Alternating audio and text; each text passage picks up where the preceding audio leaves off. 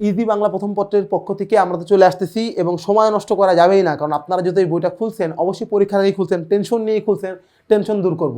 আমরা পড়বো বন্দনা কবিতার স্যার এমসিকিউ প্রশ্ন উত্তর, এবং মূলত পড়বো এখানে মূল ভাব রিলেটেড যে প্রশ্ন উত্তর সেইটা একটু ভালো করে খেয়াল করেন কীরকম প্রশ্ন হয়।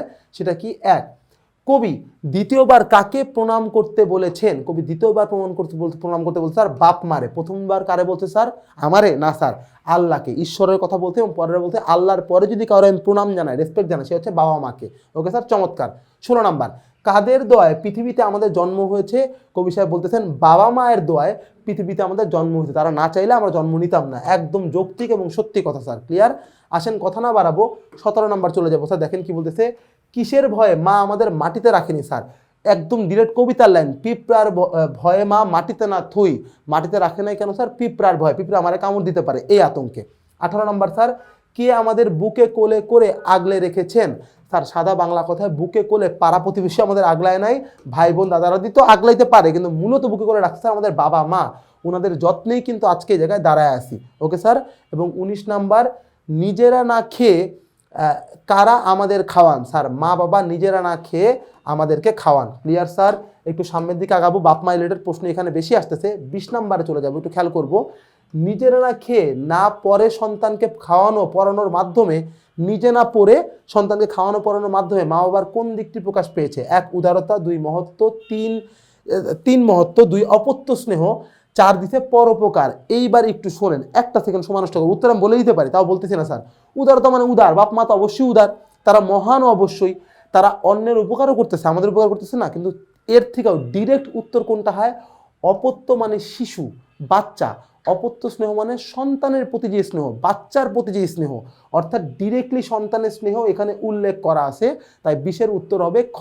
ক্লিয়ার স্যার, চমৎকার। এবার আমরা চলে যাব 21 নাম্বার প্রশ্নে। সেটা কি, সন্তানের মঙ্গল কামনায় কে জীবন যৌবন বিসর্জন দিয়েছেন? সন্তানের মঙ্গল কামনায় কে স্যার জীবন যৌবন বিসর্জন দিয়েছেন? স্যার বাবা। বাবা সন্তানের মঙ্গলের জন্য নিজের জীবন ও যৌবনকে বিসর্জন দিয়েছেন, অর্থ ইনকামের জন্য কষ্ট করে করে সে সব কিছুকে ত্যাগ করছেন। ক্লিয়ার স্যার, তাই এইটা এখানে উত্তর হবে বাবা। Okay sir. মায়ের কথাটা এখানে ডিরেক্টলি কবিতা, স্যার মা কি করে না? মা অবশ্যই করে, কিন্তু কবিতা যেহেতু বাবারটাই বড় করে বলা, তাই উত্তরে বাবাই হবে স্যার। ক্লিয়ার। আসেন কথা না বলে আমরা 22 নাম্বার প্রশ্ন চলে যাব। সেটা কি, ভালো করে খেয়াল করবেন। পিতা তার জীবন যৌবন বিসর্জন দিয়েছেন কেন? মিলল জীবন যৌবন, বাবা পিতা, দেখছেন একদম কবিতার লাইন আবার আসলো। কেন স্যার? অবহেলার জন্য, সন্তানের কল্যাণের জন্য, সুযোগের, আমি আর আগাইলাম না স্যার, আপনি বুঝতেছেন, সন্তানের কল্যাণের জন্য। যে প্রশ্নে ব্যাখ্যা লাগানো প্রশ্নে ব্যাখ্যা দিব না স্যার। 23, পিতার থেকে বেশি সম্মান পাওয়ার যোগ্য কে? পিতার থেকে বেশি সম্মান পাওয়ার যোগ্য মা, মাতা না স্যার। কবিতায় যেটা বলতে সেইটা, কবিতায় বলছে ওস্তাদ বা শিক্ষক। শিক্ষক হচ্ছে পিতার থেকেও বড়, পিতার চেয়েও বাড়া, এটা একদম ডিরেক্টলি ভাবে বলা, বাড়া মানে বড় আর কি। 24 নাম্বার প্রশ্ন। সেটা কি, কবি শিক্ষককে পিতার থেকেও বেশি সম্মান করতে বলেছেন কেন? মিলল স্যার, মিলল, আমি যে উত্তর বলছি পরের প্রশ্ন উত্তরটা বলা। সেটা কি, দ্বিতীয়বার জন্ম দিয়েছেন বলে। স্যার লেখাপড়া করিয়েছেন, এটাও সত্য, শিক্ষক শ্রদ্ধেয়, এটাও সত্য, শিক্ষক পিতার থেকেও শিক্ষিত, এটা হইতে পারে বা নাও পারে। যেমন আমার অনেক শিক্ষক আমার বাবার থেকে কম শিক্ষিত, আমার বাবা অনেক শিক্ষিত, তো এটা কিন্তু ইস্যু না স্যার। ইস্যুটা কি স্যার? দ্বিতীয়বার জন্ম দিয়েছেন বলে।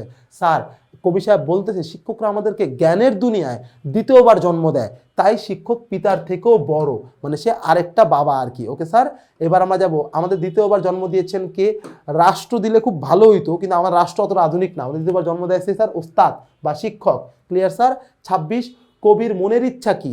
কবির মনের ইচ্ছা দেখেন, সবাইকে শ্রদ্ধা করা, ভেরি গুড। সবাইকে বাবা মার গুরুত্ব জানানো, এটাও ভেরি গুড। সবাইকে কর জোরে প্রণাম জানানো, সবাইকে নিজ থেকে ভক্তি জানানো। স্যার কর জোরে প্রণাম কি কবি চাইছে না? সবাই আমি প্রণাম জানাই, তার মানে উত্তর হবে 3, কবির মনের ইচ্ছা সবাইকে কর জোরে প্রণাম জানানো। ক্লিয়ার স্যার, বা সম্মান জানানো। 27 নাম্বার শেষ প্রশ্ন। সেটা কি, কবি সবার কাছে বারবার দোয়া প্রার্থনা করেছেন কেন? কবি সবার কাছে বারবার দোয়া প্রার্থনা করেছেন পৃথিবীর যুদ্ধে সফল লাভ করার জন্য না, পৃথিবীতে সুনাম অর্জনের জন্য তাও না স্যার, পৃথিবীতে অমরত্ব লাভ তাও না স্যার। তাহলে মূলত কি, কাব্য রচনায় সাফল্য লাভের জন্য, কবিতা লেখে উনি সফল হইতে পারেন, যাতে এই কাজের জন্য উনি সবার কাছে প্রণাম বা দোয়া প্রার্থনা করেন যে ভাই দোয়া করে যাতে আমি সফল হইতে পারি। খুব সিম্পল না, খুব সুন্দর না স্যার? যদি সিম্পল সুন্দর হয় তাহলে সময় নষ্ট করা যাবে? যাবে না স্যার। তাহলে আমরা চলে যাব টাইপ নাম্বার 4-এ। সে পর্যন্ত সবাই ভালো থাকেন, সুস্থ রাখেন, কোনো জিজ্ঞাসা থাকলে অবশ্যই কমেন্টে জানান। আল্লাহ হাফেজ সবাইকে।